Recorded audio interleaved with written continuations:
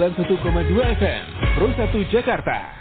91,2 FM Pro 1 RRI Jakarta, kanal informasi dan inspirasi. Kita masih bersama di Jakarta sore ini hingga pukul 19 waktu Indonesia Barat. Saudara pendengar, sesuai janji saya tadi bahwa di sore hari ini kita akan berbincang dengan tema program digitalisasi pendidikan Indonesia. Dan akan ada dua orang narasumber. Pada pukul 17.13 ya, kita akan menghubungi Bapak Indra Harismiaji yang merupakan pengamat pendidikan dan juga dari Vox Populi Institute Indonesia. Dan nanti sekitar pukul 17.40 kami akan menghubungi Bapak Iman Zanatul Hairi, Kepala Bidang Advokasi Guru P2G. Saudara pendengar, pada era revolusi industri 4.0 penggunaan teknologi, komunikasi dan informasi semakin maju dan terus berkembang. Istilah yang diperkenalkan pertama kali pada era Hannover Fair 2011 di Jerman ini diberikan untuk merangkum berbagai bentuk perubahan yang terjadi di dalamnya, seperti kecerdasan, seperti artificial intelligence, kemudian perdagangan digital, e-commerce, kemudian data raksasa atau big data, teknologi finansial, hingga sampai pada penggunaan robot. Kemudian pada era ini, proses digitalisasi terjadi. Kalau menurut Kamus Besar Bahasa Indonesia, digitalisasi adalah proses pemberian atau pemakaian sistem digital. Proses ini terus mengalami kemajuan yang terbilang cukup pesat.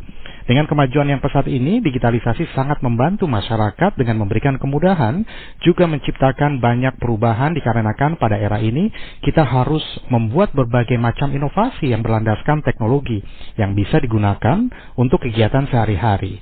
Dan menurut Menteri Komunikasi dan Informatika, digitalisasi adalah kunci untuk Indonesia agar bisa memiliki daya saing dengan negara-negara lain yang mampu membuat ekonomi jadi lebih efisien. Apakah memang seperti itu atau mungkin masih banyak obstacles yang memang harus kita hadapi dan kita cari sama-sama solusinya untuk bersama-sama tentunya kita menemukan sesuatu yang lebih baik, lebih efektif dan efisien mungkin ya. Langsung saja kita menyapa Bapak Indra Harismiaji, Dr. Indra Harismiaji. Bang, apa kabar Bang? Selamat sore.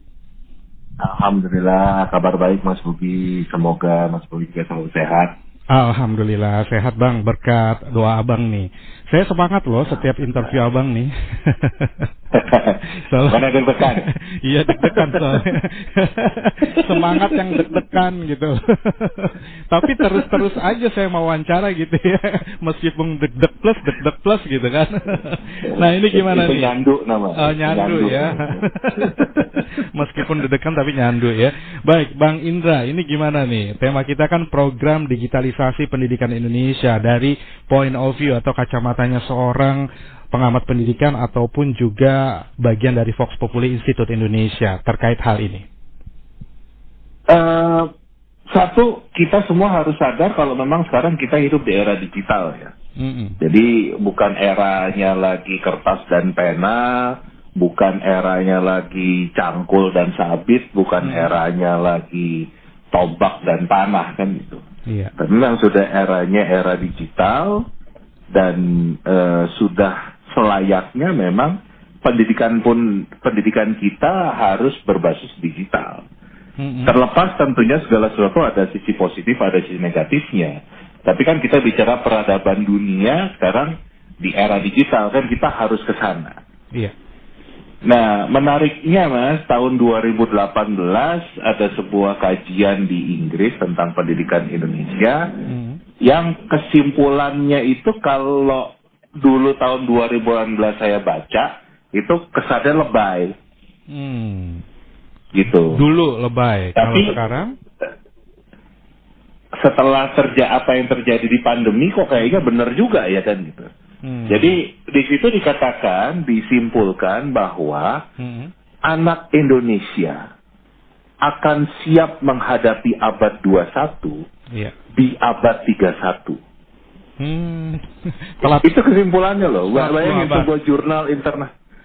sebuah jurnal internasional mengatakan anak Indonesia akan siap menghadapi abad 21 di abad 31. Jadi dengan kata lain, kita ini dianggap ketinggalan 10 abad, 1000 tahun dibanding negara-negara lain kan begitu. Jadi tahun 2016 saya baca ini orang bule ini orang barat tuh lebay banget kan gitu. Tapi begitu melihat apa yang terjadi pada saat pandemi, kemudian sekarang perkembangannya juga, ya nggak keliru juga ya, karena sekolah-sekolah kita memang masih sangat jadul, masih sangat jauh dari digitalisasi kan begitu. Itu fakta yang ada. Jadi artinya kita harus sadar kita butuh banyak perbaikan, terlepas kembali tentunya segala satu ada positif ada negatifnya, tapi karena kita hidupnya di era digital, ya kita harus mengarah ke sana. Itu secara umum ya kita bahas seperti itu. Nah, sekarang kenapa kita kok bisa dianggap pendidikan kita ketinggalan 1000 tahun nih, ketinggalan 10 abad kan begitu. Karena satu memang faktanya kita lihat kan pada saat pandemi itu kita bisa melihat ternyata banyak sekali memang sekolah-sekolah kita, daerah-daerah kita yang bahkan nggak punya listrik kan. Jadi boro-boro internet kan. Listrik aja nggak punya kan. Kalau listrik nggak punya pasti internet nggak punya kan. Sinyal nggak ada kan begitu. Nah itu berarti kan kalau kita bicara kita mau menghadapi tantangan era digital, tantangan tadi maksudnya katakan revolusi industri 4.0 yang basisnya digital kan, itu ya kita punya PR besar bagaimana memang menjadikan wilayah Indonesia yang memang sangat luas ini 17.000 pulau, minimal yang berpenghuni itu sudah infrastrukturnya bisa siap. Jadi listriknya, internetnya kan gitu. Jadi juga harus dipikirkan lagi tentang apa yang prioritas dan apa yang sebetulnya kurang prioritas kan begitu. Itu salah satu hal yang harusnya prioritas. Apalagi di bidang pendidikan kan begitu. Jadi ya sekarang bayangin aja kan gitu. Dan ini saya sering dapat keluhan atau curhat lah dari guru-guru yang selalu mengatakan, Pak Indra, sekolah kami itu sekolah pinggiran Pak, anak-anaknya nggak punya gawai, anak miskin, kita nggak susah sinyal. Tapi bisa bayangin nggak Mas, kalau ada anak bicara 10 tahun lagi saat mereka udah lulus nih, ngelamar ke RRI, tapi bilang saya nggak bisa komputer, saya nggak bisa pakai internet, kira-kira diterima nggak di RRI, Mas? Ya enggak lah. Nah kan bisa internet, bisa komputer aja belum tentu diterima. Apalagi nggak bisa kan gitu loh. Jadi ini kan mindset yang harus kita ubah kan gitu. Artinya itu sudah sebuah keterampilan mendasar yang harus disiapkan untuk anak-anak kita. Bahkan nggak cuman nanti di masa depan, sekarang itu kita mau kerja jadi driver ojol aja kan butuh gawai Mas, butuh internet kan. Betul. Itu bukan dalam maksud mendiskreditkan profesi mereka, tapi itu kan profesi yang penghasilannya nggak tinggi, nggak membutuhkan pendidikan tinggi, artinya ya pokoknya cuma bisa untuk hidup lah. Itu aja sudah membutuhkan gawai kan gitu. Nah, ini mindset yang harus diubah dari pendidiknya, dari para orang tuanya. Jadi jangan cuma ngelihat kayak namanya gawai itu isinya cuma game, isinya cuma konten-konten negatif, tapi ini juga ya ini bagian dari kehidupan, dari profesi, dari bekerja, itu semua akan masuknya ke dunia digital. Jadi itu kita punya PR besar untuk membenahi itu. Nah, problemnya di Indonesia, kebetulan juga tadi baru aja kita selesai diskusi dengan beberapa narasumber, kita itu nggak punya peta jalan pendidikan Indonesia aja kita nggak punya, yang kita sering bahas nih Mas, grand design pendidikan Indonesia itu nggak pernah punya, apalagi grand design digitalisasi pendidikan Indonesia. Jadi yang sering terjadi adalah kayak sekarang nih kan kita dengar ya, Mendikbud kita karena adalah pengusaha startup digital kan gitu, dia bikin aplikasi, dan itu bahkan dia punya tim bayangan kan begitu, 400 orang yang dibangga-banggakan di PBB kan begitu. Anggarannya besar, aplikasinya ada, tetapi tadi gimana caranya pakai aplikasi di tempat yang nggak ada listriknya, Mas? Ya kan? Otomatis nggak ada internet, otomatis nggak berguna gitu ya? Loh, iya kan gitu. Tadi ada video yang saya tampilkan dari seorang kepala sekolah di Papua. Iya. Yang mereka mendapatkan bantuan 20 unit Chromebook laptop. Nah, di daerah beliau ada internet, tapi internetnya biarpet gitu. Internetnya kadang muncul, kadang enggak, kan begitu. Ya karena kita bicara daerah Papua ya kan begitu. Iya. Itu Chromebook-nya nggak bisa dipakai. Jadi dikirim ke sana, berharap bisa untuk dipakai asesmen nasional yang basisnya memang hanya berbasis digital, harus online, itu nggak bisa dipakai. Jadi dengan kata lain laptopnya cuma bisa buat ganjil pintu, Mas.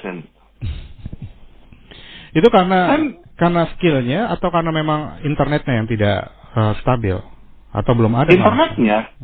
Internetnya, jadi ada internet tapi putus nyambung gitu loh. Oke. Ya kita aja di Jakarta kadang-kadang putus nyambung kan.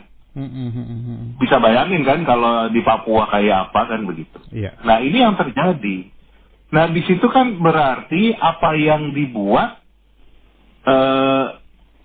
kurang bermanfaat kan jadinya. Betul. Mereka dikirim laptop nggak ada gunanya, segala macam aplikasi yang tadi dibuat itu jadi nggak bermanfaat kan begitu.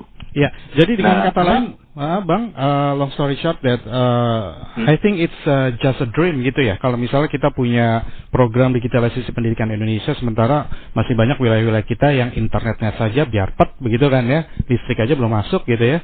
Kemudian apa yang harus ada perencanaan tadi? Karena tidak ada roadmap pendidikan, gitu ya. Tidak ada roadmapnya kan begitu. Berarti ini. Jadi memang harus ada roadmap dan roadmap itu harus ada 3 hal, Mas, yang ada di dalam. Oke, apa aja itu, Bang? Itu teorinya itu istilahnya disebut dengan socio-technical knowledge management. Tetapi di dalamnya itu ada 3 framework yang harus dimiliki, yang disiapkan. Saya sering menyebutnya framework 3I. Karena 3-3-nya mulai dari huruf I. I yang pertama adalah infrastruktur. I yang kedua, infrastruktur itu gampang ya, misalnya tadi listrik, internet, laptop, HP, tablet, itu infrastruktur, ya kan? Charger kan gitu. Nah, I yang kedua adalah infrastruktur. Bagaimana informasi bisa terstruktur, kan beda. Informasi yang pakai kertas dengan informasi yang digital, ya kan? Itu kita bicara ya, termasuk aplikasi-aplikasi yang dibuat oleh Kemendikbud ini, platform Merdeka Mengajar lah, atau SIP lah, dan itu adalah infrastruktur. Informasi, bagaimana informasinya terstruktur. Oke. Nah, yang ketiga adalah infokultur. Bagaimana kultur budaya menggunakan teknologi digital berbeda dengan budaya kertas dan pena, kan begitu. Oke. Nah, jadi pengalaman di 2 negara tetangga kita, Mas, kebetulan saya terlibat di salah satunya. Iya. Negara yang besarnya cuma 1 kecamatan, Singapura, itu mereka punya yang namanya ICT Master Plan in Education. Itu dari tahun 97, Mas. Bayangin, negara yang cuma segede kecamatan, sekolahnya cuma 300, kampusnya cuma 5, itu sudah punya perencanaan digitalisasi pendidikan dari tahun 97. Oke.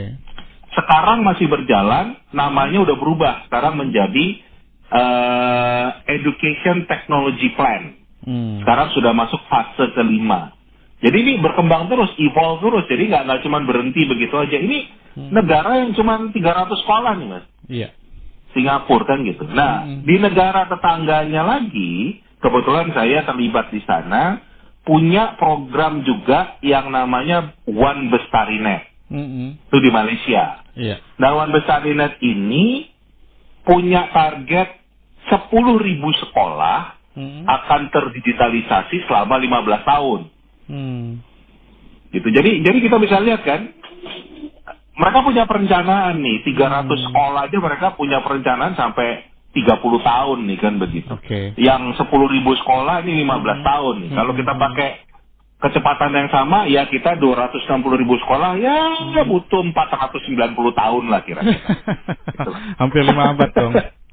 Jadi dengan kata lain, kalau roadmap ini kan over leadership gitu ya, setiap kementerian yang dipegang oleh menteri yang berbeda itu bisa jadi kan beda kebijakan kalau di Indonesia. Berarti kalau kita punya roadmap seperti Malaysia dan Singapura ini, kita harus dipaksakan itu kontinuitasnya ada dan tidak boleh terkendala dengan pergantian menterinya, begitu ya Bang ya? Nah, sebelum saya ke sana, saya cerita dulu Mas yang terjadi di Malaysia nih. Malaysia itu begitu di tahun ke-9 di stop. Iya. Kenapa? Karena gagal. Karena tidak sesuai dengan target. Iya. Jadi kalau tahun ke-9 itu kan harusnya lebih dari 50%. Ya kan? Ternyata hanya 5%. Jadi kan kita bisa melihat tuh, begitu kalau ada planning, tidak sesuai dengan target, bisa kita cut kan begitu. Kita ubah lagi dengan planning yang baru. Itu dilakukan di Malaysia. Iya.